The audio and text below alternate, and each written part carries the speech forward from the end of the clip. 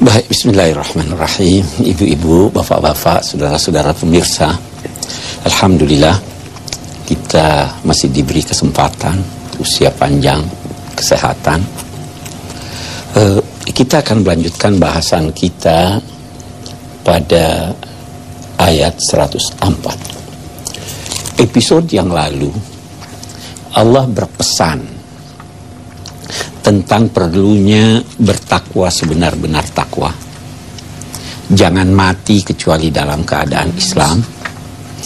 Perlunya berpegang teguh pada tali Allah. Jangan bercerai-berai. Itu pesan Allah kepada setiap individu. Nah, ayat ini menyatakan demikian. A'udzu billahi minasyaitonir rajim. Wal takum minkum ummatun yad'una ilal khair wa ya'muruna bil ma'rufi wa yanhauna 'anil munkar wa ulaika humul muflihun. Kita lihat hubungannya. Berpegang teguhlah pada tali Allah. Jangan mati kecuali Islam. Jangan bercerai-berai. Tapi kita ini manusia, boleh jadi lengah, boleh jadi lupa. Jadi perlu ada yang mengingatkan kita supaya tidak lupa, supaya tidak lengah. Kalau bengkok diluruskan. Nah, perlu ayat ini, itulah tekanannya. Hendaklah ada sekelompok dari kamu yang mengajak kepada al-khair, memerintahkan al-ma'ruf, menghalangi yang mungkar. Bahasan tafsir kita yang pertama adalah kata minkum. Minkum, kalau kita terjemahkan secara harfiah, berarti dari kelompok kamu. Faltakum minkum, hendaklah ada dari kelompok kamu umat. Satu kelompok lagi. Kalau saya terjemahkan seperti itu, ayat ini berpesan bahwa supaya umat Islam ada di antara mereka satu kelompok yang tugasnya memberi peringatan, mengajak kepada kebaikan. Ada lagi yang menafsirkan minkum dalam arti yakni kamu semuanya. Minkum yakni kamu semuanya. Apa artinya sekarang?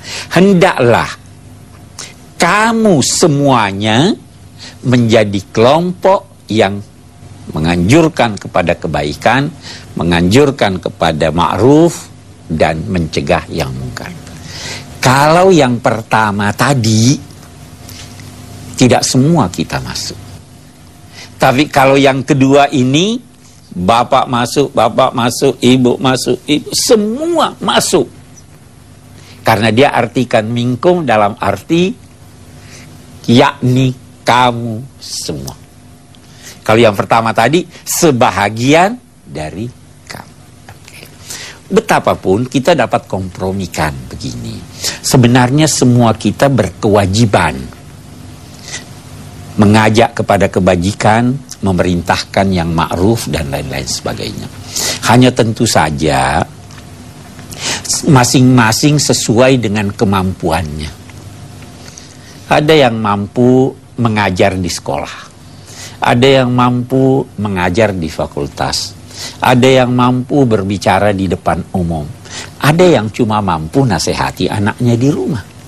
Semua berkewajiban mengajak kepada kebaikan, menyuruh kepada ma'ruf. Itu tadi. Oke? Jadi tidak ada yang bebas. Masing-masing sesuai kemampuannya. Oke. Kita lantas mau lihat. Di sini dia katakan, yad'una ilal khair. Khair itu apa? Khair biasa diterjemahkan kebajikan, ya. Kalau ma'ruf, apa? Baik juga. Harus beda dong. Ya, harus kita bedakan. Mari kita bedakan.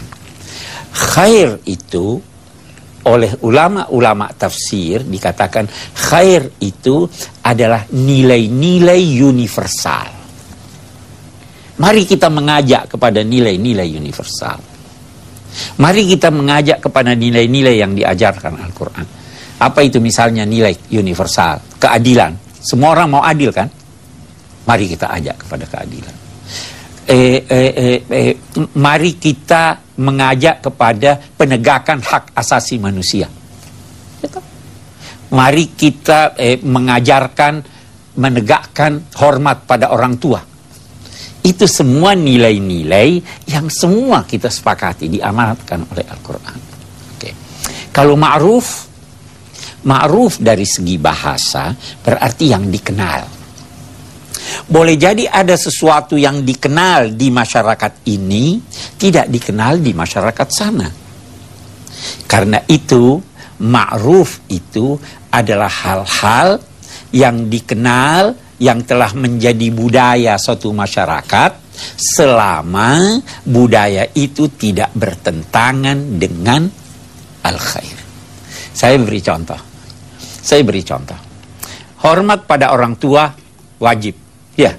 Tapi bagaimana caranya hormat? Bisa beda-beda. Menutup aurat wajib. Bagaimana caranya tutup aurat? Dulu ibu-ibu tidak boleh pakai span ya. Celana panjang nggak boleh ya. Sekarang kita berkata boleh. Karena budaya sudah berubah. Itu yang dimaksud mengajak kepada al-khair dan memerintahkan kepada yang ma'ruf. Kita lanjutkan. Kita sudah terangkan apa itu ma'ruf. Budaya yang dikenal dalam satu masyarakat. Budaya bangsa Indonesia sedikit atau banyak bisa berbeda dengan budaya di Timur Tengah. Budaya di Eropa bisa berbeda dengan yang di Timur Tengah.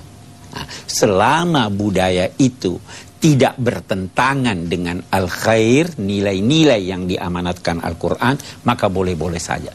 Masa kita sekarang ini globalisasi, banyak nilai yang masuk ya, bermacam-macam. Nonton TV, ini. Kita tidak otomatis menolak semuanya, tapi kita juga tidak otomatis menerima semuanya. Kita punya filter, harus membedakan apa filter itu al-khair. Kalau sejalan dengan Al-Quran kita terima, kalau tidak, kita tolak. Nah, al-munkar terambil dari kata yang berarti tidak dikenal oleh masyarakat. Jadi sesuatu kegiatan yang tidak dikenal oleh suatu budaya tidak usah diajarkan, tidak usah dilakukan. Nah, tentu kalau dia bertentangan itu dia tidak sejalan dengan al-khair. Nah, hendaklah ada satu kelompok atau kita masing-masing ini mengajak kepada itu, baru di sini dikatakan ulaika humul muflihun. Biasa diterjemahkan mereka itulah orang-orang yang beruntung. Ya, beruntung ini beruntung apa nih? Saya jelaskan apa artinya muflihun. Muflihun itu seakar dengan kata falah, petani.